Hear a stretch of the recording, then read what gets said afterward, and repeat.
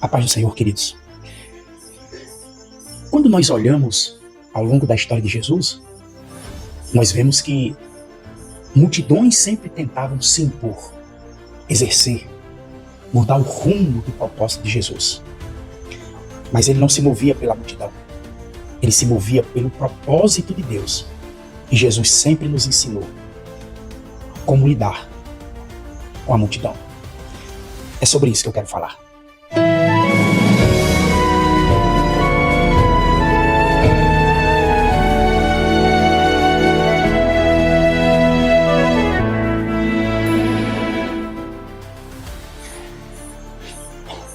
E nós encontramos uma passagem que pode abordar muito bem esse tema, que encontra-se lá em Lucas, no capítulo 8, versículo 41 ao 42, que diz assim: E eis que chegou um homem de nome Jairo, que era príncipe da sinagoga, e prostrando-se aos pés de Jesus, rogava-lhe que entrasse em sua casa, porque tinha uma filha única, de quase 12 anos, que estava à morte.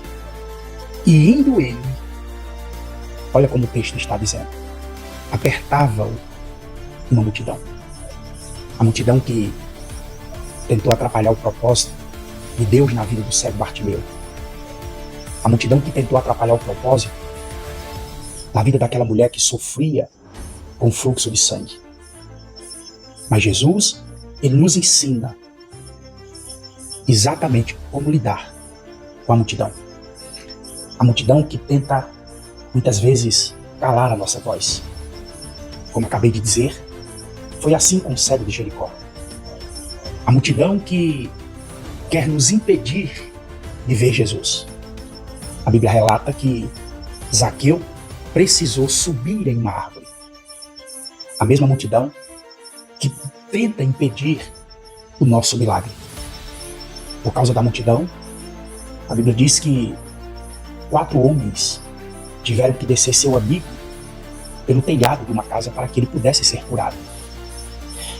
A mesma multidão que queria fazer Jesus rei à força. Está lá em João, no capítulo 6, verso 15. Em Mateus 27, os líderes religiosos convenceram a multidão a soltar um criminoso chamado Barrabás e crucificar Jesus. Assim, nos dias de hoje, muitas vezes somos atraídos, distraídos e até traídos pela multidão. Amigos que nos convencem que nós não precisamos mudar, que está tudo bom, que devemos continuar assim mesmo que algo esteja lhe prejudicando. Afinal, o problema é seu. A multidão que nos elogia, nos bajula, nos presenteia, nos convence que precisamos de toda a bajulação. A multidão acha solitário você afastar-se para se encontrar com Jesus, para correr em busca do seu propósito, da sua mudança de vida. Isso parece deprimente e solitário para essa multidão. A mesma multidão que acha cansativo, desgastante, ser uma mãe ou uma esposa em tempo integral, cuidando da sua casa e dos seus filhos. É como se ela quisesse dizer: abra mão de tudo isso. Você é livre e precisa viver. A multidão que se ofende porque você decidiu empreender, crescer, viajar. É a mesma multidão que se ofende se você decide ficar solteiro. E se ofende se você decidir se casar. A multidão que se ofende se você decide criar seus filhos aos moldes tradicionais. Para essa multidão, isso parece retrógrado.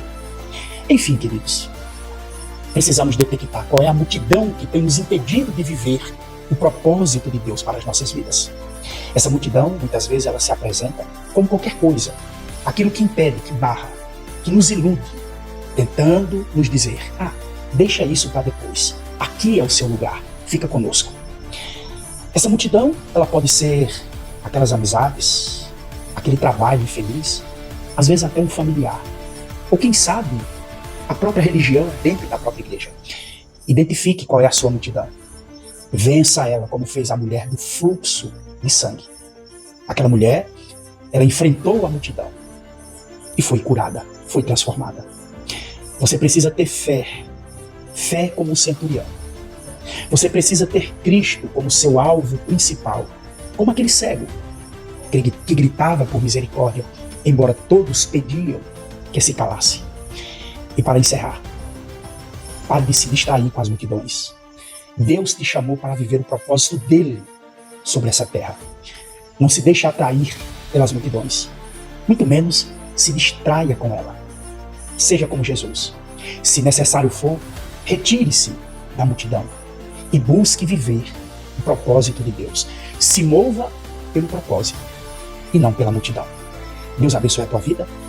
Saúde e paz. Em nome de Jesus.